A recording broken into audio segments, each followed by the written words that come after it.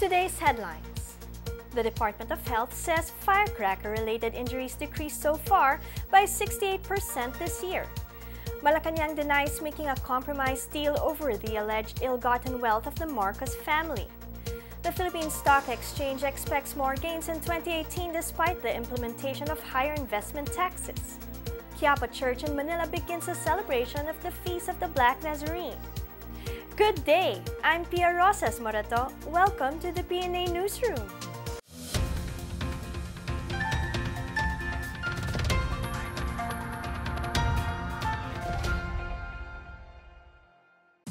The Department of Health noted fewer firecracker-related injuries from December 21, 2017 to January 1, 2018 compared to the same period last year. DOH Secretary Francisco Duque III said their monitoring has so far recorded a total of 191 cases.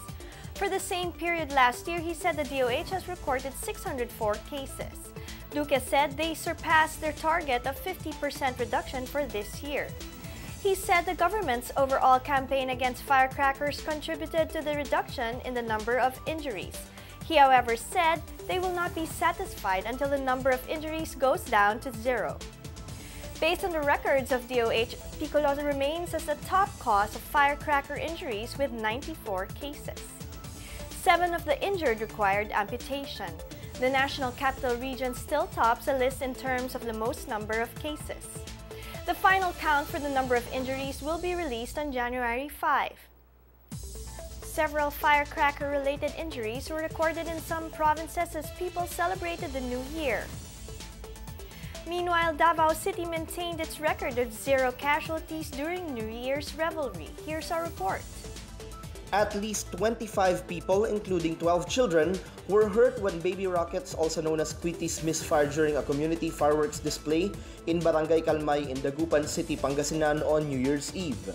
Before noon of Monday, the number of firecracker victims rushed to R1MC was placed at 40 coming from various parts of Pangasinan. In Cavite, 9 persons, including a Philippine Navy officer, were injured by firecrackers in the run-up to Sunday's New Year's Eve revelry across the province. Lieutenant Kenneth Campos, the Navy officer victim, distributed some firecrackers to bystanders when they suddenly exploded, causing injuries in the Navy officer's hand, face, and body. The 8 other victims were rushed to the General Emilio Aguinaldo Memorial Hospital in Trece Martires City. 8 minor firecracker-related injuries were also reported in Ilocos Norte, including one who injured his right hand when he picked up the illegal firecracker piccolo, which suddenly exploded. Meanwhile, Davao Region recorded 0 casualties throughout the New Year's revelry. For 17 years now, since the ban on firecrackers and pyrotechnics in 2002, Dabaweños have mastered how to celebrate the New Year safely. However, there were no firecrackers and no Torotot Festival to welcome the new year. The festival and other major Pasko fiesta activities were deferred by Mayor Sara Duterte Carpio due to the flooding in 25 barangays due to Tropical Storm Vinta and the NCCC Mall fire that left 37 dead and 1 still missing. For the PNA Newsroom, I'm Bench Bondok. Malacanang denied it has reached a compromise agreement with the family of the late President Ferdinand Marcos regarding their sequestered assets. Presidential spokesperson Harry Roque said the only development on the matter involves the proposal of a creation of a legal team that would study a compromise agreement with the Marcos family. The proposal was made by attorney Oliver Lozano through a letter to Malacanang. He noted that the proposal was still not acted upon by the palace. Roque further clarified President Rodrigo Duterte will leave it to the Congress to determine whether the Marcoses will be granted immunity. The president earlier said he was talking with members of the Marcos family to come up with a compromise agreement for their wealth. The Department of Energy advised the public that the implementation of value-added tax for petroleum products takes effect on January 1, 2018. The DOE, however, clarifies that the new excise tax rates do not apply to old stocks of petroleum products. It cautions retailers not to charge the new excise tax on the consumers. Under the Tax Reform Acceleration and Inclusion or TRAIN, the new rates include pump price of gasoline, diesel, and kerosene for newly acquired fuel stocks. The DOE is also implementing the price freeze for household LPG weighing 11 kilograms and under and kerosene for a period of 15 days upon declaration of a state of calamity. It also said that adjustments on petroleum products are implemented every Tuesday of the week. Petroleum companies earlier announced a 20 centavo per liter increase in gasoline and a 65 centavo hike in diesel pump prices, while no movement was reported on kerosene prices. Shell, Sea Oil, PTT Philippines, and Phoenix Petroleum implemented the adjusted cost at 6 a.m. on Tuesday, January 2. All eyes are now in the Philippines with the government's steps to make its foreign policy known to other countries. The Department of Foreign Affairs sees further improvements in the country's ties with its partners. Here's our report.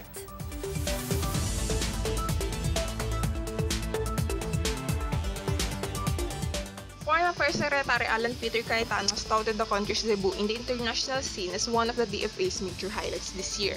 2017 has witnessed the Philippines' chairmanship to the Association of Southeast Asian Nations, and it also saw President Rodrigo Duterte engaging dialogue partners, both traditional and non-traditional, through productive state visits.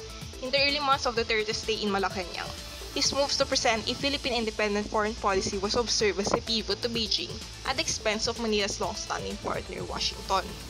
But last November, Trump met with Duterte in Manila discussing a broad range of shared interests and priorities.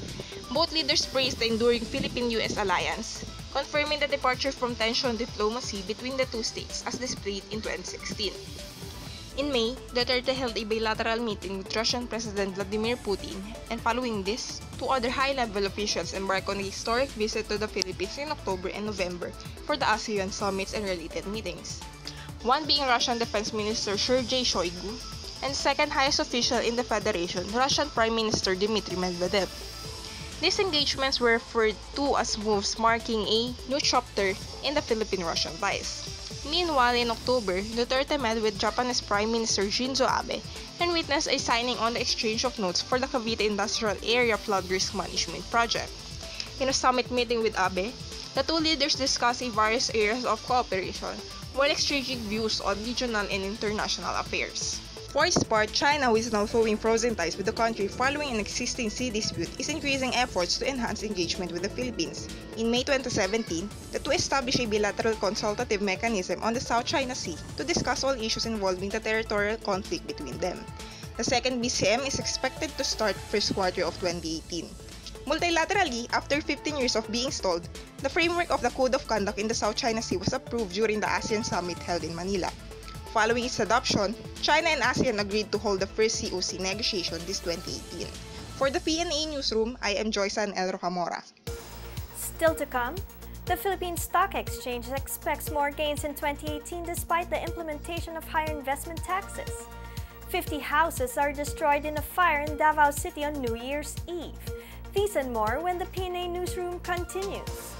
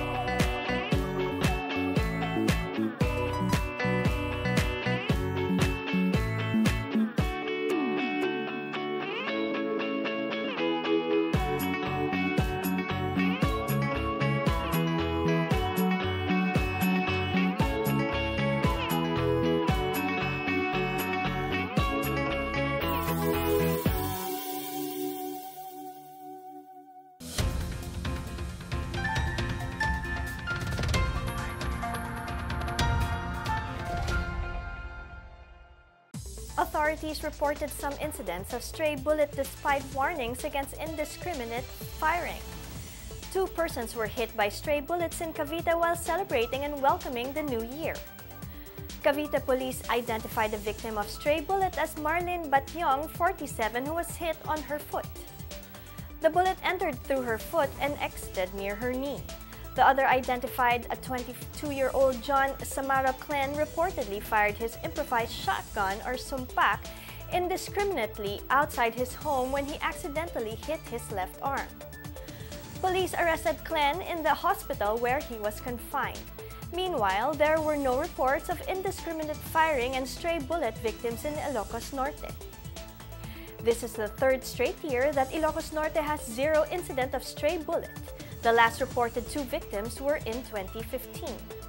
For indiscriminate firing, there were 3 in 2015 and 1 case in 2016.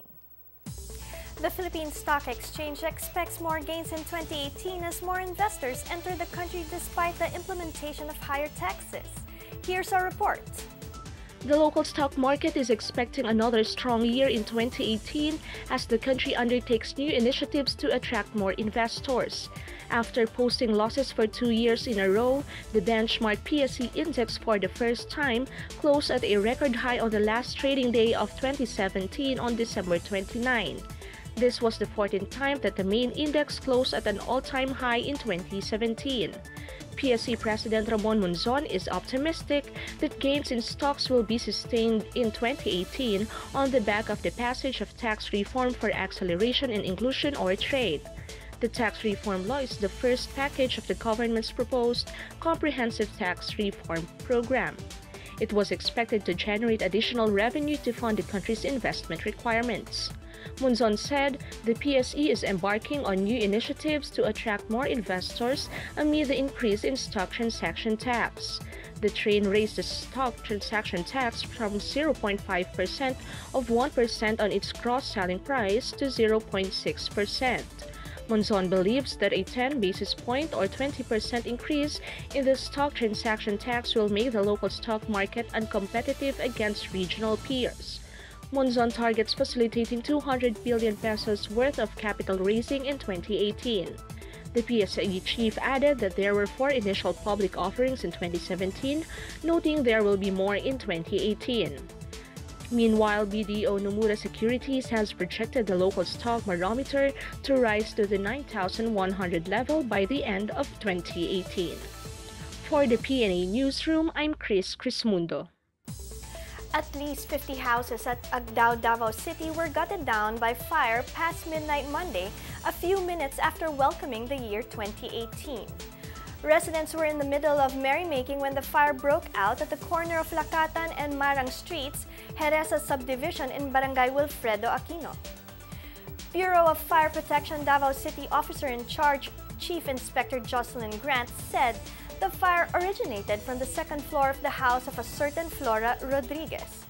Grant said a witness identified as Laura Lim saw the house of Rodriguez in flames while people were out on the streets to welcome the new year. Probers have yet to determine the cause of the blaze. There was no reported casualty nor injury in the incident. It was declared under control at around 1:02 a.m. The Special Multi-Agency Task Force investigating the fire incident that hit the NCCC Mall in Davao City is ruling out arson as the cause of the fire. Senior Superintendent Jerry Candido, spokesman of the task force, said the wirings from the scene showed there was an electrical short circuit. Candido confirmed the fire started in the ceiling of the 3rd floor of the furniture section of the NCCC department store. He hinted at few illegal practices that caused damage to electrical installations of the NCCC mall. Candido also confirmed the relief of 5 officers of Bureau of Fire Protection Davao as part of the investigation. Meanwhile, probers will focus on the liabilities of the people involved, including the NCCC Mall and the call center SSI, which allegedly have lapses in complying with the fire code. The task force found gaps in the inspection reports of NCCC and SSI. On January 4, the team will continue the investigation, focusing more on the liabilities of the people involved. Candido expects the investigation to be complete by Friday.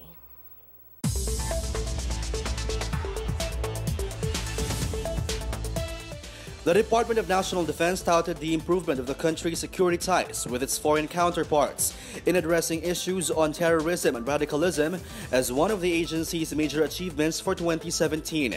Secretary Delphine Lorenzana chaired the 11th ASEAN Defense Ministers meeting and the 4th ADMM Plus on October 23 to 24, 2017 in Clark, Pampanga, where defense ministers of the ASEAN member states exchanged views on regional and international defense and security issues.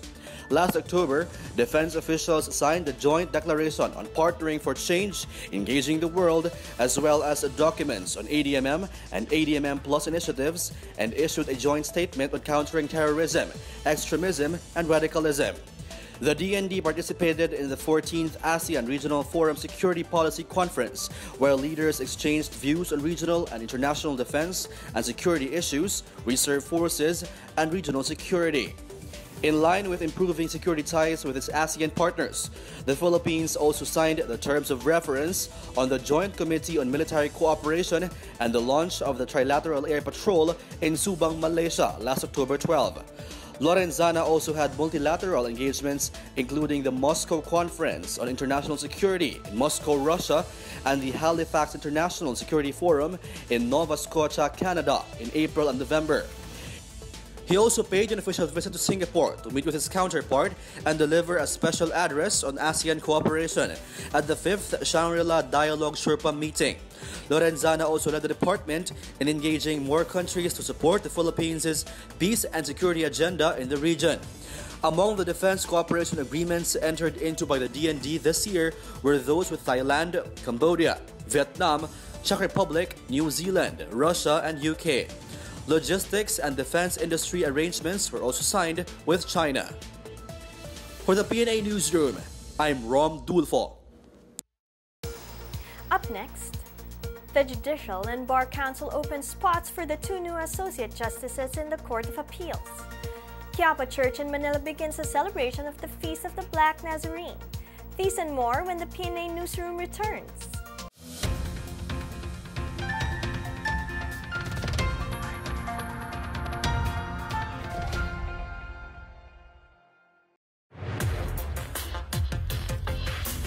Ito ang Duterte on Duty, ulat sa ginagawa ng Presidente. December 21, Huwebes, Sasa Wharf, Davao City. Pinangunahan ni Pangulong Rodrigo Roa Duterte ang commissioning ng 2 barko ng Pilipinas na BRP Lapu-Lapu at BRP Dagohoy para may bantay dagat tayo. Commissioning of the BRP Lapu-Lapu and BRP Dagohoy will strengthen the government's programs against illegal, unreported, unregulated fishing. Kabuhayan at kalusugan ang inilunsad ng Pangulo na Rice Corn Blend Program ng Department of Agriculture. Nangako ang Pangulo ng hanap buhay at proteksyon sa 200 rebelde returnees sa panaghiusap para sa kalinaw o pagkakaisa para sa kapayapaan. Hangad ng Pangulo na sila ay makapagbagong buhay. December 23, Sabado, sumaklolo ang Pangulo sa mga biktima ng nasusunog na NCCC Mall sa Davao. Sa kapinuntahan ni Pangulong Duterte, ang nag-aalalang pamilya ng mga empleyadong natrap sa nasusunog na gusali. Nanlumo ang Pangulo nang ibalita sa kanya na 0 chance of survival na ang lagay ng mga nakulong sa gusali. December 25, Lunes, Southern Philippines Medical Center, Davao City. Nakidalamhati ang Pangulo sa pamilya ng 38 nasawi sa trahedya sa NCCC Mall. Ito ang Duterte on Duty. Abangan sa susunod na linggo ang mga gagawin ng Pangulo.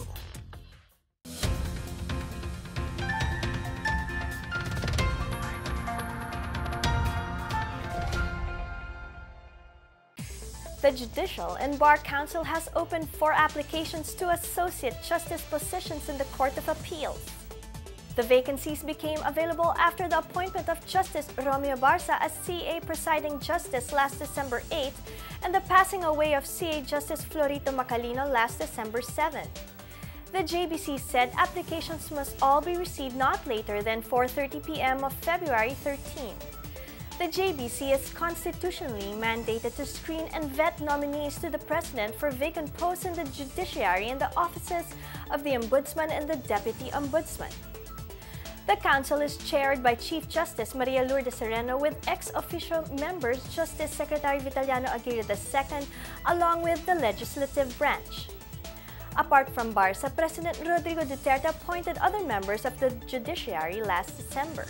These include Makati Judge Marian Corpus Manyalak as Associate Justice of Sandigan Bayan and Walter Ong as Associate Justice of the CA. A business delegation from Hong Kong has visited the Philippines to explore trade and investment opportunities in the country. The Board of Investment said Friday that the visiting businessmen eye opportunities in sectors of agriculture, tourism, manufacturing, and infrastructure. Hong Kong Trade Development Council Executive Director Margaret Fong led to the business mission here. The mission stressed that the Philippines and Hong Kong can further strengthen economic ties through the recently signed ASEAN-Hong Kong Free Trade Agreement. The business delegation also met with officials of Export Marketing Bureau and the Philippine Economic Zone Authority. Hong Kong remains one of the strongest investment sources for the Philippines this year. Investment inflows from Hong Kong investors in January to September 2017 reached 1.52 billion pesos. National rifle shooters Amparo Acuña and Jason Valdez will compete in 2 World Cups this year to prepare them for the Asian Games. Acuña and Valdez are assured of slots in the Philippine delegation bound for the 18th Asian Games in August 18 to September 2 in Indonesia. The World Cup in Changwon, South Korea will be held on April 20 to 30 while the World Cup in Fort Benning, USA is scheduled on May 7 to 15. Acuña said they are working to reach a world standard performance and bring it to the competitions. Acuña holds the Philippine records in the 10-meter air rifle, 50-meter prone, and 50-meter 3 positions. She won 1 gold medal and 2 bronze medals at the 41st Southeast Asian Shooting Association Championships last May. Acuña also bagged a bronze medal in the 2017 Southeast Asian Games in Kuala Lumpur, Malaysia in August. The celebration of the Feast of the Black Nazarene started over the weekend with a Thanksgiving procession and the start of a 9-day Novena Mass at the Quiapo Church in Manila. The celebration commemorates the 412th year of the Black Nazarene. Monsignor Hernando Coronel, rector of the Quiapo Church, said the procession is held at the last day of the year to express gratitude to God.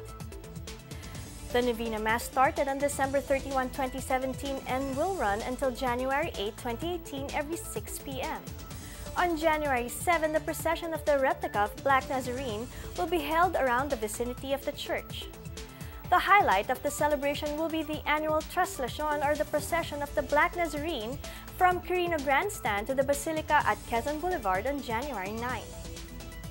Before the grand procession, a Eucharistic celebration will be held at the grandstand at midnight of January 9 to be presided by Monsignor Coronel and Cardinal Luis Antonio Tagle as the homilist.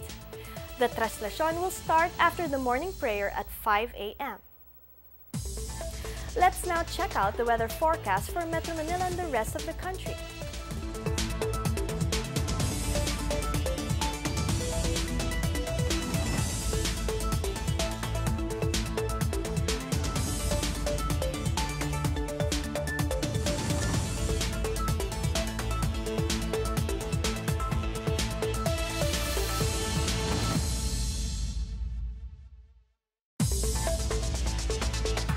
More than 2,000 passengers were stranded in seaports across the country due to the onslaught of Tropical Depression Agaton. The Philippine Coast Guard said in an advisory that over 2,000 passengers were stranded as travel of sea vessels were suspended in the affected areas of Central Visayas, Southeastern Mindanao, Northern Mindanao, and Eastern Visayas. Several flights have been cancelled at the Ninoy Aquino International Airport due to bad weather caused by Agaton. The Manila International Airport Authority said flights from Manila to Rojas, Legazpi, and the Caticlan and back were cancelled. Pag-asa said Agaton was spotted traversing the Sulu Sea and heading towards Palawan Province. Tropical Cyclone Warning Signal number 1 was raised over the provinces of Palawan, including Coyo Island, Guimaras, Negros Oriental, Negros Occidental, Southern Antique, and Southern Iloilo.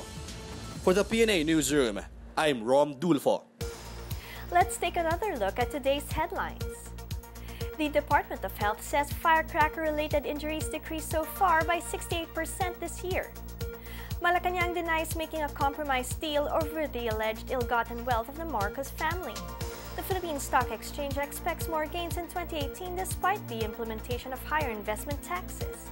Quiapo Church in Manila begins the celebration of the Feast of the Black Nazarene. Thank you for joining us in today's edition of the PNA Newsroom. To check out these and other stories, visit the PNA website or follow the Philippine News Agency on Facebook and Twitter. And that's your daily dose of the hottest news and the latest information that you need to know from the PNA Newsroom. I'm Pia Rosas Morato. Good day.